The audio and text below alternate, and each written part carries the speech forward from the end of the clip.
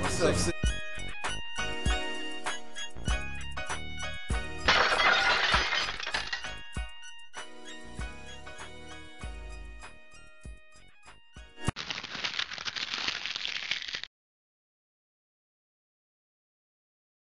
Get off the corners.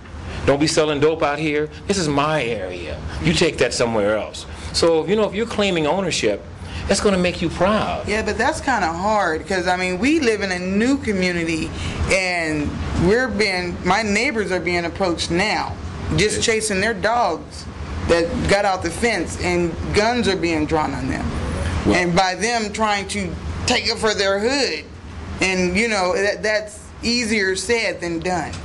So okay, well, I'm going to tell you, when you get on my team and you become part of the security force, your backup's going to be the police force. So if you're out and about, I know. See, we have to change the face of the police force. Yes. We do, because most of them don't live here. They could care less about you. I have to tell you a story about me as a policeman. Okay.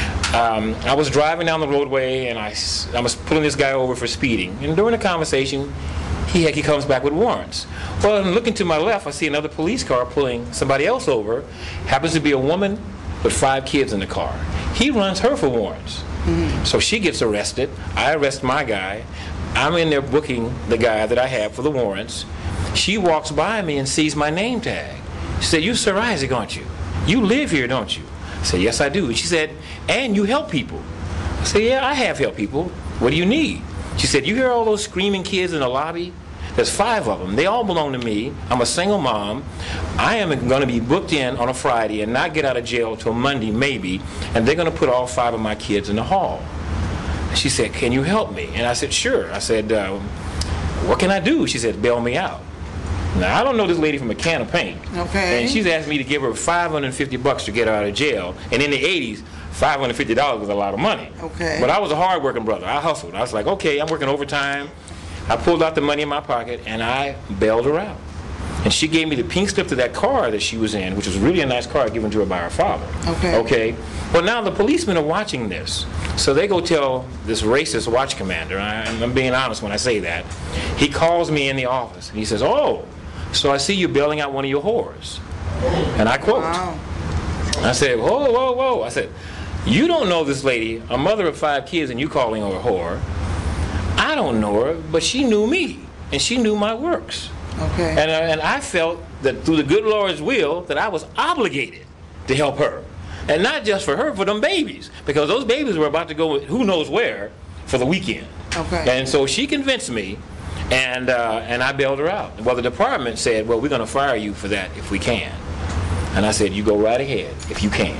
Okay. But the good Lord kind of quietly intervened, and I never heard another word. All right. But when that woman, when I saw her again, she gave me my $550 back and hugged me and said, "My kids, thank you." But see, that's the kind of mayor I want to be.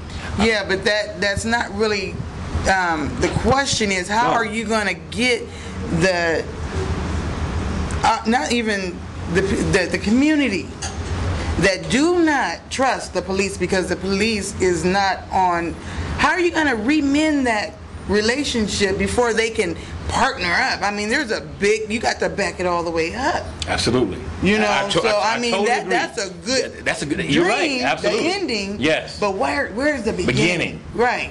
And once again, I have to go back. See, everything that I'm using to become mayor, I have lived this dream already.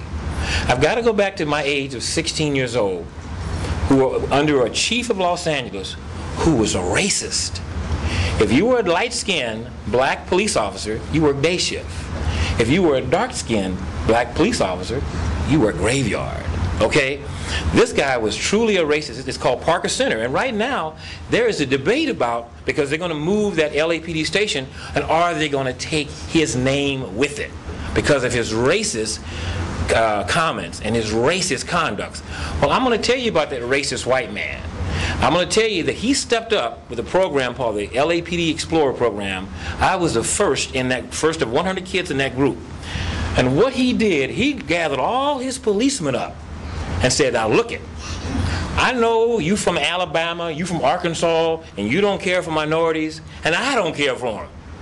But the government says that there's an issue in this community with these kids getting in and out of gangs and in trouble. Well, I am creating this Explore program, and he's talking to his police officers who are predominantly white, and he's telling them that you are going to step to the plate and you're going to help these young black and Hispanic kids to get out of gangs through my Explore program. And if you don't, I will personally fire you. So you're saying that you're going to create programs to where they can be one-on-one, maybe? No, we're going to do it just like Parker just did. Parker told his people, I'm creating a program, you don't step up to the plate and get involved, you can leave.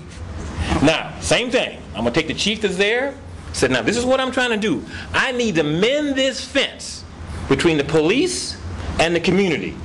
Now, police officers, you can help me or you can leave.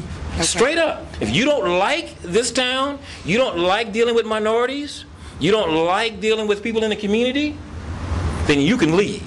That's okay. That's it. Now, trust me, they got a strong union. They're not, and so did LAPD.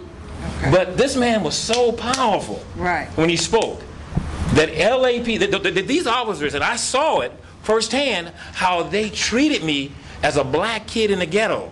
I got these white officers stepping to the plate, and they couldn't be as racist as these folks. I mean, these people here couldn't be as racist as the one in L.A. Right. These boys were like just born racist, okay? Okay, so go. What? And they, believe it or not, they stepped up to the plate, and they changed my life. Right. When the L.A. Watch, the first one in '65 broke out, I was in a LAPD Explorer uniform in the back of a police car with a rifle, riding with two rednecks. Well, I actually used to be an Explorer Scout, and they don't give you a gun, but they will teach you. Yeah. They will teach you how to shoot that rifle. That's right. So we have Sir Isaac Lindsay running for the mayor of San Bernardino this September. No, November 3rd, 2009. And I appreciate your energy and your dreams and visions, and I hope that everything goes well, and definitely I hope that you get all the supporters you need to get you into office and see your programs. I'll leave it one thing. This city's in a knot. My first duty is to untie that knot. Okay, so we're going to be looking for Sir Isaac to untie that knot. And thank you for coming out and supporting the community. That's a good thing. This is a community event. Yes. All right. Truly my pleasure. All right. Okay.